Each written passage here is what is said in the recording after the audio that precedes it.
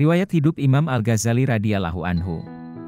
Sejak tahun 450 hingga 505 Hijriah, atau tahun 1058-1111 Masehi. Imam Al-Ghazali merupakan tokoh pemikir Islam yang cerdas dan telah mendapatkan gelaran di kalangan kaum muslimin sebagai Hujjatul Islam. Imam Al-Ghazali bukan hanya terkenal di kalangan muslimin bahkan juga di kalangan orang yang bukan beragama Islam. Ilmunya sangat luas, pengalamannya serta keahliannya di bidang tasawuf dan pembentukan rohani sudah menjadi ciri-ciri keunggulan beliau. Sementara beliau juga sudah menulis kitab, Ihya Ulumuddin, dan telah diakui kehebatan dan keagungannya oleh kawan maupun lawan.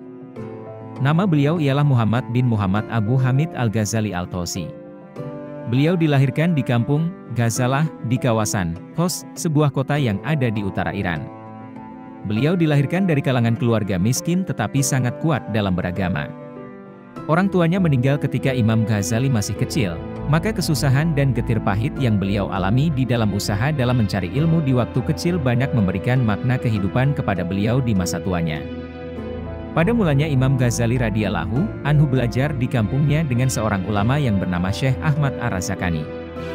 Kemudian beliau melanjutkan perjalanan ke Jurjan dan berguru kepada Syekh Abu Nasr Al-Ismaili. Setelah itu beliau melanjutkan pelajarannya ke Naisabur dan memberi penumpuan mengambil pelajaran daripada Imam Al-Haramain Al-Juwaini. Oleh karena kesungguhan dan kepandaiannya, maka gurunya, yaitu Imam Al-Haramain telah menggelarkannya sebagai Bahrun Mughdik, artinya, lautan luas yang tidak bertepi. Apabila Imam Al-Haramain meninggal dunia pada tahun 478 Imam Ghazali rahimahullahu ta'ala pergi ke Muaskar dan bertemu dengan Al-Wazir, Menteri, Nizam Al-Mulk yang sangat banyak menaruh minat terhadap ilmu dan para ulama. Setelah Al-Wazir Nizam Al-Mulk mengetahui akan kehebatan Imam Ghazali rahimahullahu ta'ala beliau terus saja melantiknya sebagai mahaguru di Madrasah An-Nizamiyah di Baghdad, sedangkan Imam Ghazali pada masa itu baru mencapai usia 34 tahun. Satu kedudukan yang paling tinggi dalam dunia Islam yang belum pernah disandang oleh seorang ulama yang masih muda seperti Imam Ghazali pada waktu itu. Dan teruslah beliau menjadi mahaguru di madrasah ini dan dari masa ke masa kedudukan beliau bertambah kuat dan pengaruhnya bertambah luas sehingga penghormatan yang diberikan kepada beliau melebihi penghormatan yang diberikan kepada pihak atasan dan penguasa. Beliau mengajar di madrasah ini lebih kurang 10 tahun. Setelah itu timbul di hati Imam Ghazali satu keinginan yang sangat mendesak untuk meninggalkan kedudukan yang tinggi itu, sehingga akhirnya beliau mengambil keputusan untuk beruslah dan memberikan perhatian kepada diri sendiri. Maka pada tahun 488 Hijriah, beliau pergi meninggalkan Baghdad dan meninggalkan segala kekayaan, pangkat dan penghormatan. Dan untuk seterusnya beliau melazimkan diri mempelajari ilmu tasawuf dan penyucian jiwa. Beliau pada mulanya pergi ke Damaskus, negeri Syam, Syria, dan beruslah di sana lebih kurang 2 tahun kemudian beliau pergi menunaikan ibadah haji ke Makkah Al-Mukarramah dan ziarah Madinah Al-Munawwarah dan Bandar Ouds, Palestina. Kemudian beliau kembali ke Syria dan beliau suka beruslah di Masjid Al-Jami, Al-Umawi, Damaskus. Dan di sanalah beliau mengarang kitab beliau yang masyhur itu, yaitu Ihya Ulumuddin. Setelah itu Imam Al-Ghazali pulang ke kampung asalnya, Tos, dan tinggal di sana lebih kurang 6 tahun. Kemudian pada tahun 499 Hijriah, beliau diminta oleh Fahrul Mulk, anak Nizamul Mulk supaya beliau dapat mengajar di Madrasah Nizamiyah yang ada di Naisabur. Oleh karena Imam Ghazali memandang bahwa beliau bukan hanya diciptakan untuk dirinya sendiri tetapi juga untuk membimbing orang banyak, maka beliau bersedia memenuhi panggilan Fahrul Mulk untuk mengajar di Madrasah Nizamiyah Naisabur.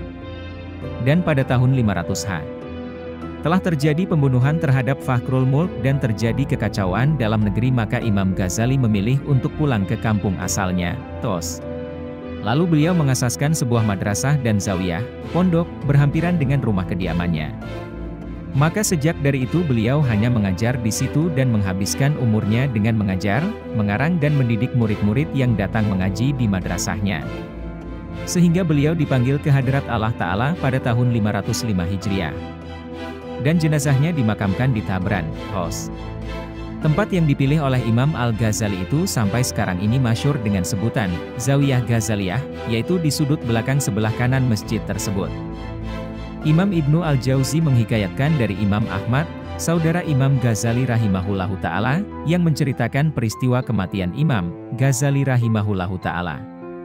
Berkata Imam Ahmad tersebut, setelah terbit fajar hari Senin, 14 Jumadil akhir 505H, saudaraku, Imam Ghazali, berwudu dan terus sembahyang subuh. Selepas sembahyang subuh beliau berkata, bawa ke sini kain kafanku. Lalu beliau mengambil kain kafan sambil berkata, aku telah bersedia untuk datang memenuhi panggilanmu dengan penuh ketaatan dan kepatuhan. Setelah itu beliau menghunjurkan kakinya menghadap kiblat dan terus beliau menghembuskan nafasnya yang terakhir untuk memenuhi panggilan Tuhannya dengan penuh ketenangan. Semoga Allah Ta'ala mencurahkan kepada beliau akan rahmatnya yang luas dan semoga Allah memberi keberkahan kepada kita dengan ilmu yang beliau tinggalkan. Demikian isi video kami kali ini. Semoga apa yang disampaikan dapat bermanfaat bagi kita semua. Jika ada kekurangan mohon dimaafkan, karena kesempurnaan sungguh hanyalah milik Allah Subhanahu wa Ta'ala. Terima kasih telah menonton hingga selesai dan terima kasih pula sudah mensupport channel Jago Online 44. Ingat bahwa sedekah tidak harus berupa uang, menekan tombol subscribe, like, dan share ke sahabat-sahabatmu untuk berkembangnya channel Jago Online 44 itu juga merupakan sedekah. Terima kasih. Wassalamualaikum warahmatullahi wabarakatuh.